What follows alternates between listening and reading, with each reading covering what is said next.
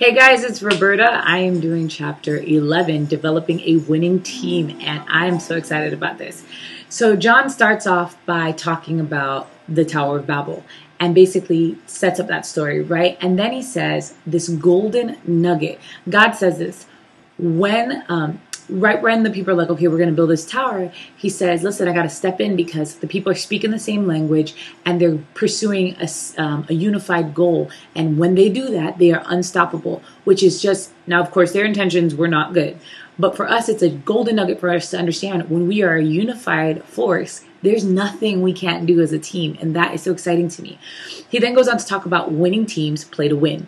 You have to walk into the game knowing that you have won this thing. It's not going to get you down.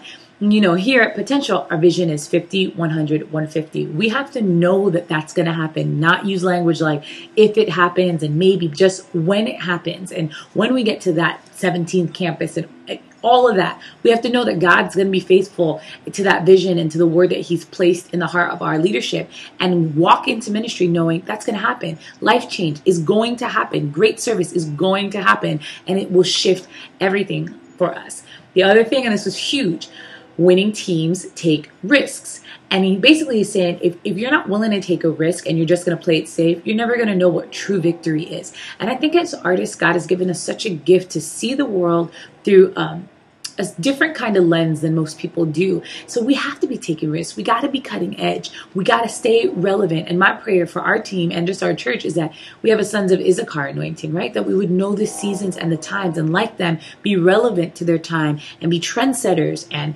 trailblazers and just culture shifters. Because I think that's what Potential Church can really be. He also talks about how winning teams stay improving. Basically just understanding that we're always learning something. There's always something for us to learn. We've never arrived. And the moment that we think that, it's really just a trap for us, right? I just want to share a little piece of a poem that he put in the book. And it says, I'm almost there, guys. It says this: there's always one hill higher with a better view, something waiting to be learned that I never knew. Till my days are over, never fully fill my cup. Let me go on growing up. So basically saying I want to be a student for the rest of my life, and that's what we have to be, right? After that, he talks about the hiring process, how to hire right. And there's 3 things that you should learn about people. First of all, he says attitude is so important in the person that you're hiring, but also talent. What are they good at? Interests. What are they fascinated by? What stirs them? And then values. What do they believe in? And if you know these things about the person you're hiring, you'll know immediately if they are right for the team or not before they ever get on the team. So you can kind of partner with them to say, hey, you know what? Based off of your answers, I don't think this is the right fit, or you are awesome, you're perfect, come on, join the team. He also talks about setting expectations, how leaders have to set expectations for their staff and vice versa. And he talks about growth, teamwork, and leadership, of course, building a team. He says they must learn how to influence people and develop people, and that's so huge. If we can't do that, we're just going to fail because we're in the business of people, you know?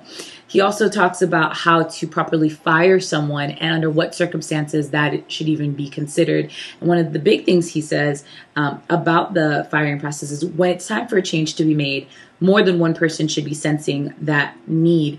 And then he also says if a staff member reveals a serious lack of ability that cannot be corrected, he or she should be released. It's a hard thing for us to talk about, but it's true. Not everybody is in the position that they're supposed to be, and we're not partnering with people to reach their God potential if we're just enabling them to just stay stuck instead of releasing them into what God has really called them to do and allow them to make the impact that they can really make.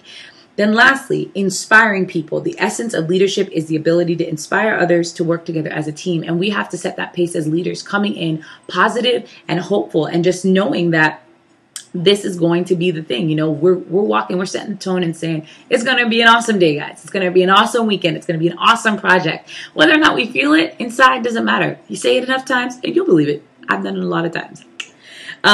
But yeah, so the big things are a winning team. They play to win. They take risks. They keep improving, and they care about each other. So let's love on each other a lot. Let's stay unified. And remember, God says it.